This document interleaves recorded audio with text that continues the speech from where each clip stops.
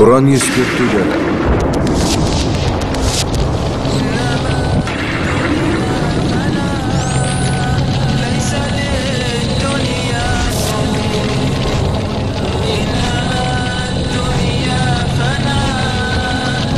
Зинақорлық, нағыз қорлық.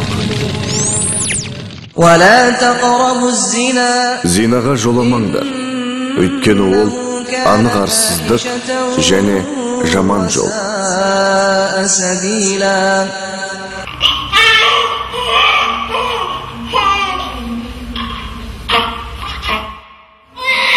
Дүние есігін ашқан әрбір сәби осы жалғанның шуағына шомылып, мәңгілік ақиқат өмірге барар жолдама алады.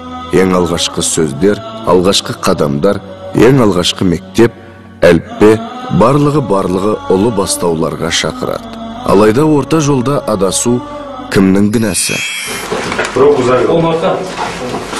Надо туда поставить пока.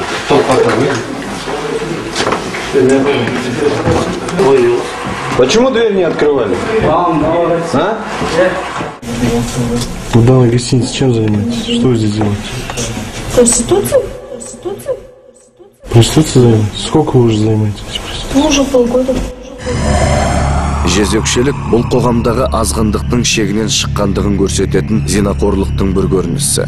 Бір кездері тұлымшағы желбіреп, бір отбасының үмітін үкілеген мына қыздарды осындай күйге жеткізген не жағдай? Жезөкшелік, зинақорлық шариғи тілмен айтқанда, ер мен әйелдің некесіз қарым-қатынасқа түсу арқылы жасалатын ауыр күнә.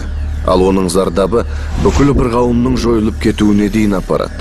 Адамзат тарихында азғындық пен зинақорлық өршуі салдарынан Лемурия және Атлантидадағы халықтар мен өркениет жойылған деп есептеледі. Ал қасиетті Құранда шектен шыққан зинақорлықтың өршуінен Лут қауымының жермен жексен болып, орнына бүкіл адамзатқа ескертудің белгісіндей өлі теңіз қалды. Яғни Лут алейхиссалам пайғамбардың Алладан уахи етілген ескертуіне қарамастан, зина жасау ер мен әйелдің шеңберінен асып, бір жыныстылардың, еркек пен еркектің арасында өршіп кеткен еді. Сонда пайғамбар отбасы ғана құтқарылып, бірақ оның тілін алмаған әйелі мен бүкіл қауым апатқа ұшырағандығы жайында қасиетті Құранда былай дейді. Сонда Лут алейхиссалам және отбасын құтқардық. Бірақ әйелі ғана апатқа ұшырағандардан болды. Оларға бір жаңбыр жаудырдық. Күнәһарлардың соңының қалай болғанын көр. Оларға жаңбыр жаудырдық. Ескерту берілгендердің жаңбыры нендей жаман. Дінімізде Құранға, хадистерге көз жүгіртетін болсақ, көптеген осы некесіз төсек қатынаспен айналысқан көптеген қоғамдар жер бетінен құрып кеткен. Алла тағаланың үлкен бір апаты келіп жойылып кеткен. Бүгінгі таңда да Алланың апаты бар. Ол енді міндетті түрде жер бетінен түгелдей жойылып кету жағы емес, бірақ сатылап жойылу жағы қазір көз алдымызда өтіп жатыр. Мысалы, Европаның көптеген елдерінде 50%-50%-ға жақын деңгейде балалар некесіз дүниеге келеді. Ата тек жатасып отыр.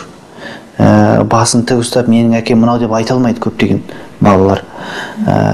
Ол ондай жолмен келген балалар өзінің еліне, халқына, дәстүріне, ұлтына жанашырлығы аз болмаса көп болмайтыны анық.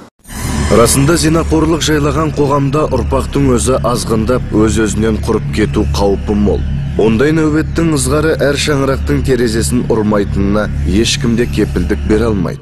2003 жылы Қазақстандағы жезөкшелік жасарып бара жатыр деп дабыл қаққан ақпарат құралдарында еліміздегі кәмелетке толмаған қыздар арасында аздаған ақшаға арын аяққа таптатып, тәнін сататындар көбейді деген алаңдаушылық етек алған еді.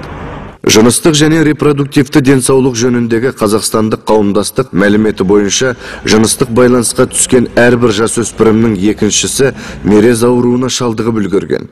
Олардың арасында қыз балалардың үлесі ер балалардан 2,5 есе көп. Негізінен әр адаммен, танымайтын адамдармен жақындасқан адамдар сол ауру жұқтырып алады. Сондықтан біздерде 15 жылда бір өзі сөйтіп көбеюін кеңітеді. Екінші жағынан бұл қатерлі ауыр деп есептеледі, өйткені адам өзінің ауырғанын білмейді.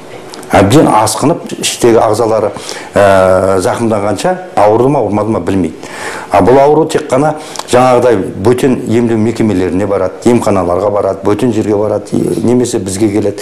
Соны қанға анализ жасау арқылы анықталады. Бірақ енді бұл көбейген жақсы емес.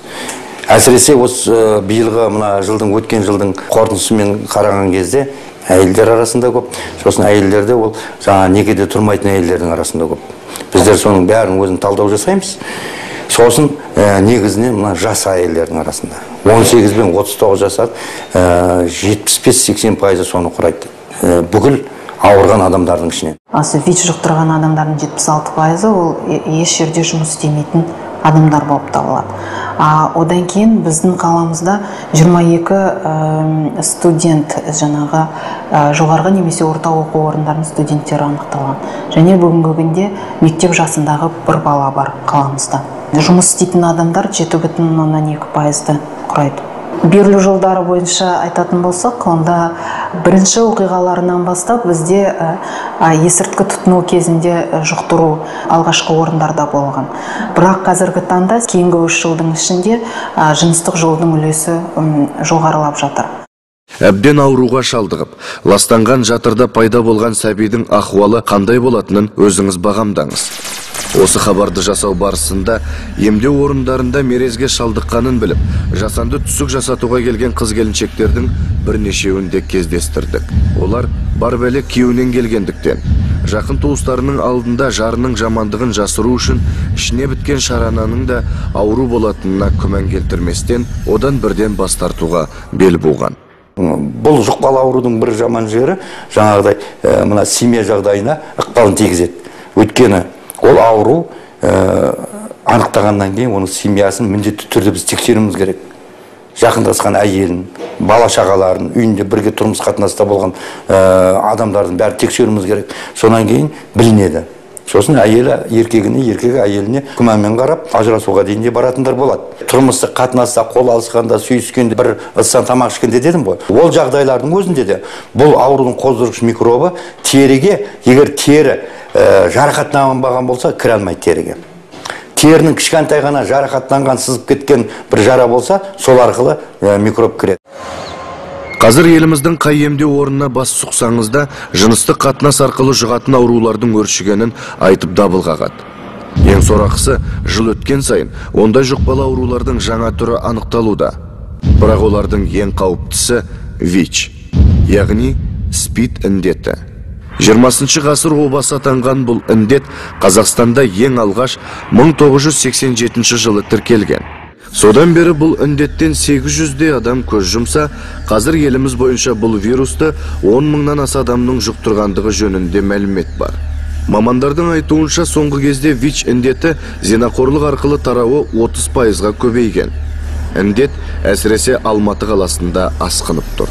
Еліміздегі жалпы індетті жағдай қылысында 1987 жылдың 1 наурызынан бастап Алматы қаласында 2493 адам ВИЧ індетімен анықталса, оның 1771-і қала тұрғындары.